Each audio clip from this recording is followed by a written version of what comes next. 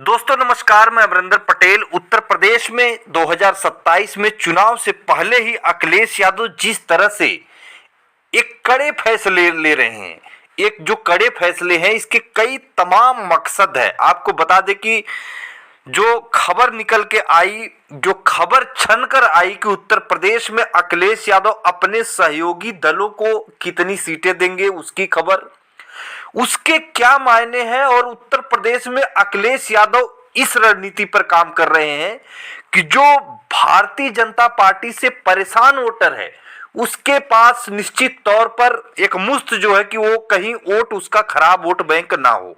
जो भारतीय जनता पार्टी को हराना चाहता है उसका जो वोट है, चाहे वो ओबीसी, एससी, एसटी, अल्पसंख्यक समाज का वोटर है, खासकर भारतीय जनता पार्टी से नाराज चल रहा है। निश्चित तौर पर जमीन पर चीजें दिख रही है।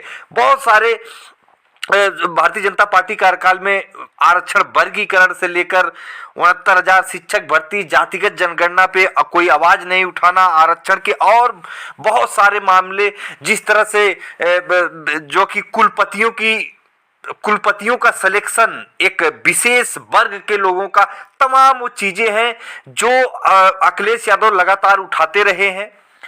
अब अखिलेश यादव की रणनीति है कि लगातार जो कहीं न कहीं इंडिया गठबंधन का जो घटक है, जो दल है, आपस में लड़ने की वजह से, चाहे आप महाराष्ट्र ले लो, चाहे आप दिल्ली चुनाव ले लो, ताजा मध्य प्रदेश में वही हाल हुआ, जो राजस्थान और हरियाणा में आपने देखा ही कि आपस में जो तालमेल नहीं है, एक दूसरे को गिराने की जो एक होड़ लगी हुई है, उसी रणनीति पर बेहतरीन वर्क अखिलेश यादव करते हुए नजर आए। अखिलेश यादव का जो बयान आया सीटों के बंटवारे को लेकर, और जो सूत्र बता रहे हैं कि कांग्रेस के साथ और भी जो सहयोगी दल हैं उनके साथ अखिलेश यादव एक साथ मिलकर कदम ताल चलाएंगे। इसमें कौन कौन से सहयोगी दल, क्या है रणनीति 2027 की, इसको मैं आपको विस्तृत तरीके से बताता हूं कि 2027 में होने वाले उत्तर प्रदेश विधानसभा चुनाव को सपा इंडिया गठबंधन के साथ मिलकर लड़ेगी। अखिलेश यादव यह बात स्पष्ट कर दिए हैं, जो सूत्र बता रहे हैं। यह अलग बात है कि सीट देने के मामले में अधिक उदारता अखिलेश यादव नहीं दिखाएंगे। साफ बात है दोस्तों कि जनाधार नहीं है, तो अगर सीट बेवजह का, अगर कांग्रेस को ज्यादा सीटें मिल जाती है तो भारतीय जनता पार्टी का फायदा, और समाजवादी पार्टी या इंडिया गठबंधन का यूं कहें तो नुकसान निश्चित है। इसी वर्क पर अखिलेश यादव काम कर रहे हैं। समाजवादी पार्टी आगामी विधानसभा चुनाव इंडिया गठबंधन के तहत लड़ेगी, स्पष्ट हो चुका है। कांग्रेस और अन्य सहयोगी दलों के साथ कदम आगे बढ़ाने का फैसला अखिलेश यादव कर लिए हैं। हालांकि इस बार विधानसभा चुनाव में सहयोगी दलों के साथ उतने ही सीटों का सामंजस्य होगा जितने पर जीत की पूरी तरह से स्पष्टीकरण साफ हो। विभिन्न राज्यों में इंडिया गठबंधन के समाप्त होने का ऐलान हो रहा है। आपने देखा होगा राजद, नेशनल कॉन्फ्रेंस और तृणमूल कांग्रेस के नेता गाहे बगाहे इस तरह के बयान देते रहते हैं, लेकिन सपा अध्यक्ष अखिलेश यादव ने अभी तक इस तरह के बयानों से न सिर्फ खुद को अलग रखा है, बल्कि यह भी कहा है कि आने वाले समय में इंडिया गठबंधन और मजबूत होगा। अखिलेश यादव का बयान दिल्ली चुनाव से पहले जब आया था, उन्होंने कहा था कि हार से बहुत सारी चीजें सीखने को मिलती है, हार के बाद ही तो जीत होती है। तो ये कहीं न कहीं अखिलेश यादव की परिपक्वता को दिखाता है, आगे की रणनीति को बताता है। हालांकि इंडिया गठबंधन को लेकर कांग्रेस की उदासीनता कुछ सपा नेता भी ठीक नहीं मान रहे हैं। ये सही बात है, उदास हो गई है। उनका कहना है कि गठबंधन की औपचारिक बैठकों में भी कांग्रेस की रुचि नहीं है। दिल्ली में जो समन्वय समिति बनाई गई थी वो भी निष्क्रिय है। फिर भी यूपी के आगामी चुनाव को देखते हुए गठबंधन बरकरार रखना ही सही रणनीति होगी। आपको बता दें, यहां पे एक चीज निकल के आती है, जिस तरह से लोकसभा चुनाव के बाद कांग्रेस जो है निष्क्रिय हुई है, सक्रिय नहीं निष्क्रिय हुई है, तो इसका यही मायने जा रहा है कि कांग्रेस जो विधानसभा का चुनाव है, खासकर जहां पर क्षेत्रीय दल जो लड़ते हैं भारतीय जनता पार्टी से, उनके साथ उस तरह से कदम ताल नहीं कर रही है। क्या कांग्रेस लोकसभा में ही इंटरेस्ट ले रही थी क्योंकि राहुल गांधी को प्रधानमंत्री बनना था? क्या इसलिए इंटरेस्ट ले रही थी? क्या कांग्रेस जो है कि विधानसभा में भारतीय जनता पार्टी को नहीं हराना चाहती? क्योंकि यहाँ पर कांग्रेस के पास उतना वोट बैंक नहीं है, उसमें बीजेपी आ जाए ठीक रहेगा। क्या कांग्रेस का यह मकसद है?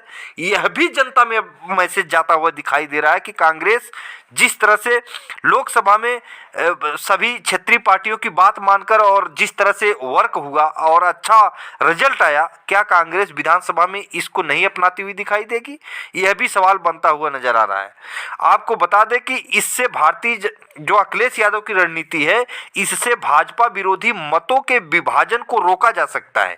साथ ही जनता में यह संदेश भी जा सकेगा कि विपक्षी गठबंधन भी मजबूत स्थिति में है। लोकसभा चुनाव में गठबंधन में पहले से ज्यादा सीटें जीतकर भाजपा सरकार की ओर से लिए जाने वाले तमाम निर्णयों को थाम दिया गया है।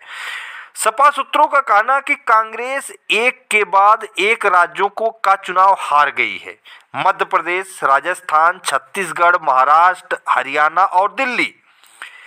ये अनुभव बताते हैं कि राज्यों में जीत पाना कांग्रेस के लिए दूर की कौड़ी है, इसलिए यूपी में भी पार्टी अधिकांश सीटों पर खुद ही लड़ेगी। सहयोगी दलों के लिए बमुश्किल आपको बता दिया 40 से 45 का अखिलेश यादव ने अभी तक ऐलान किया है अंदरखानी सूत्रों के हवाले से, लेकिन 60 से 65 सीटों तक अखिलेश यादव देंगे। मैं आपको एकदम क्लियर बता रहा हूं, जो करीबी सूत्रों के हवाले से जो जानकारी दे रहा हूं, ये इतने पे बात बन जाएगी और भारतीय जनता पार्टी को हराया जा सकता है। इससे ज्यादा सीट देने का मतलब है 60-65 से ऊपर भारतीय जनता पार्टी का फायदा होगा निश्चित तौर पर, और इसी पर अखिलेश यादव अडिग हैं। आपको मैंने पहले ही बताया, चाहे महान दल के केशव देव मौर्य हो, पल्लवी पटेल हो, चंद्रशेखर आजाद हो, चाहे संजय चौहान हो जनवादी पार्टी के, सबको लेकर अखिलेश यादव चलेंगे और सभी को अपने साथ गठबंधन में गुलदस्ते के साथ सजा कर चलेंगे। वह अलग बात है कि बीजेपी का साथ देने के लिए कोई गठबंधन में ना रहने का फैसला करे और बहाना लगाकर भागने की कोशिश करे भाजपा का फायदा दिलाने के लिए।